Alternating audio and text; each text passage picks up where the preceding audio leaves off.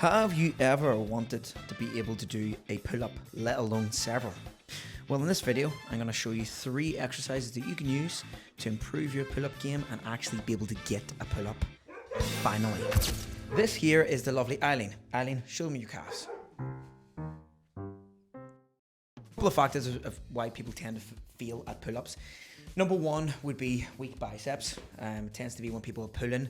Because the bicep does a significant amount of the pulling and it is a weaker frame compared to your back muscles, for example, people tend to fail or not be able to do it because of weak biceps. So we need to train that underhand position more.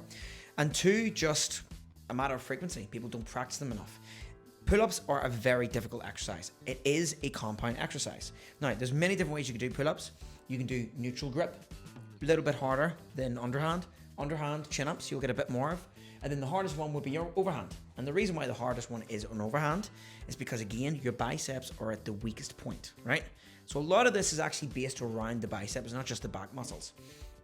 Now, the things we're going to show in this video, everything we show in this video will work whatever the grip type you take. But for the talk of this video, talk's sake, we're going to focus on neutral and underhand. Level 1 would be simply a lat pull down.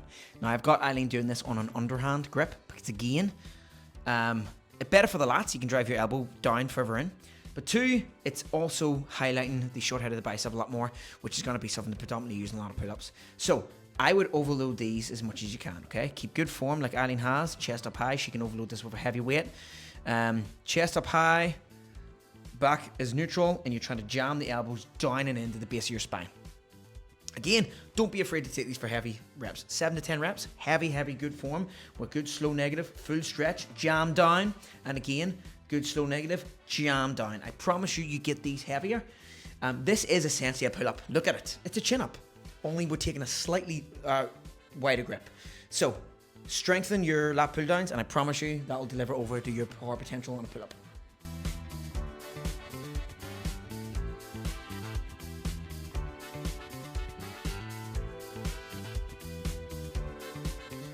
The second level that you can do is banded pull-ups. Now, with the banded pull-ups, you can see Eileen's got 2 feet in. We can make this harder, more difficult, easy. We can progress this, right? We can put one leg in. We can change the band, thinner band. There's so many things you can do. The reason why banded pull-ups are great is because you're doing the movement. They're just taking a considerable amount of weight off your body, but depending on the band, it might only be taking a little bit of weight, but enough for you to keep moving here. And as you can see, Eileen is performing these in a good, high enough volume. Now, I am a more low volume guy. However, for pull-ups, we want to be able to build the back muscles here and the bicep strength to do pull-ups in the first place. If you're only able to do a couple pull-ups, you're constantly going to be running into a wall here every time you try to do pull-ups. So it makes more sense to add a band, do it for hypertrophy rep ranges. Rep ranges is actually going to build that tissue. As you can see, Eileen can do lots here with this, no problem in neutral. And building the muscle will actually then feed over when you get to the point where you actually do pull-ups.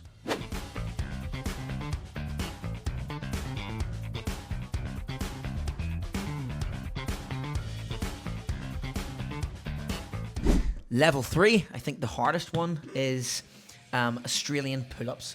Now, the reason why I think these are the hardest is because these are a lot more difficult than what you think, right? This is effectively a pull-up, only we're doing it from the ground. These are very difficult. Eileen has gotten very good at these. She can actually put weight on her chest while doing these. First of all, what Eileen's going to do here is she's going to keep her feet planted flat to the ground, okay? Feet are flat to the ground.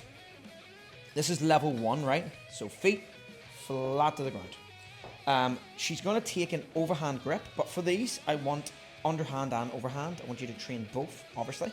So Eileen's going to show you with the feet flat to the ground. She's going to pull up to the bar. Good. So this is what it's going to look like, okay? So the feet flat is going to distribute your weight a wee bit better, and it's going to allow you to be able to get. Again, for these, we're looking, I would say 8 to 12 reps. Again, I would give you more reps. Now, Eileen's then going to show you the underhand. Underhand, you're going to take shoulder width grip. And again, your goal here is to try to jam the elbows right down at the back of the base of your spine. As you can see, this looks kind of like a chin-up, only our grip is a little bit wider. The reason why it's a little bit wider is because we're trying to put more lats into it than biceps. Okay, so that's level 1 of the Australian pull-ups. Level 2 would be, now Eileen, the only change she'll make will she put her heels to the ground. So if you put your legs straight, Eileen, and then she's going to put her dig her heels into the ground.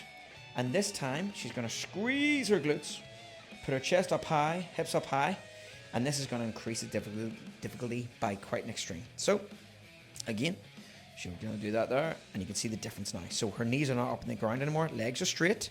This will add a considerable level of difficulty to this. Again, we're looking here, Eileen, if you want to get around 8 to 10 reps, just blast them up. And then again, switch the grip, underhand grip. Eileen's a bit fried because literally in the first video, we literally did over a minute straight of banded pull-ups. That's what it looks like for the straight pull-up. Now, there is one more difficulty level you can add when you get really good at this. And that is, quite simply, adding the bench. If we can add the bench, so if I get this bench, what we do now is we actually put our legs, our heels, on top of the bench, right? Decline is allowing us to actually distribute the weight a lot more difficult. So the decline will mean we're kind of upside down a little bit, right? But it's a lot more deeper stretch on the lats. And again, it's a lot more harder pull. So that will be the last level. Once you're doing your feet on a bench on these, I'd say pretty much you're really ready for a good few reps of a pull-up, all being well. But Australian pull-up, one of the best exercises you can do to build onto your pull-up.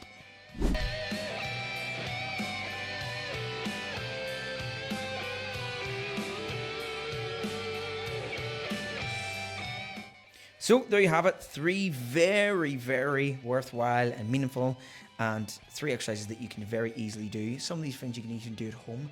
Most of them you only need a bar. But in the gym, easy stuff to set up.